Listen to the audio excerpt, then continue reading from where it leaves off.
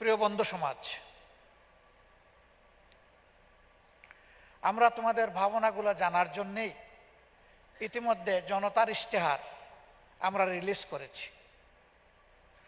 তোমাদের ভাবনা, তোমাদের চিন্তা, প্রস্তাবনা, স্বপ্ন আমরা আমাদের ইশতেহারে তুলে ধরতে চাই।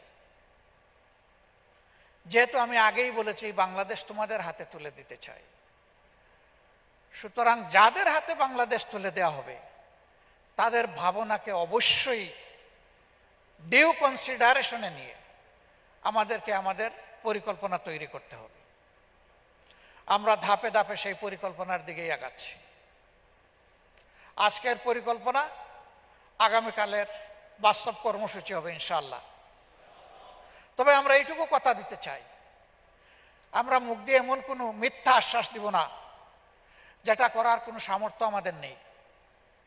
বরঞ্চ আমাদের সামর্থ্য বিবেচনায় যেটা আমাদের পক্ষে সম্ভব আমরা জাতির কাছে সেই পরিকল্পনাই কেবল তুলে ধরবো ইনশাআল্লাহ।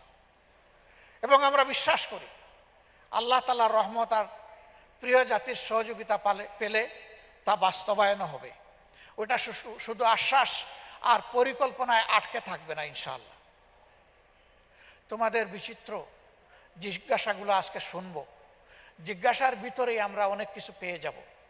আজকে আমি এখানে তোমাদেরকে শিক্ষা দেওয়ার জন্য দাঁড়াইনি, আমি দাঁড়িয়েছি এখানে শেখার জন্য, তোমাদের কাছ থেকে শেখার জন্য, যুব মানুষের ভাবনা জানার জন্য। এবং এভরিহোয়ার আমি আমার নিজেকে একজন লার্নার হিসাবে দেখতে চাই। আজকেও আমি এখান থেকে শিখব, জাতির জন্য শিখব, আমার জন্য শিখব। আমি আশা করব খোলামেলা প্রশ্ন হবে, আর আমিও আমার দিক থেকে যেটুকু বুঝি সেইটা খুলেই তোমাদেরকে বলবো ইনশাআল্লাহ। আজকে যুবক বন্ধুদের, ভাই এবং বোনদের এখানকার উপস্থিতি আমাদেরকে দারুণভাবে আলোড়িত করেছে। আমি সংক্ষেপে বলবো, আই এম ইমপ্রেসড।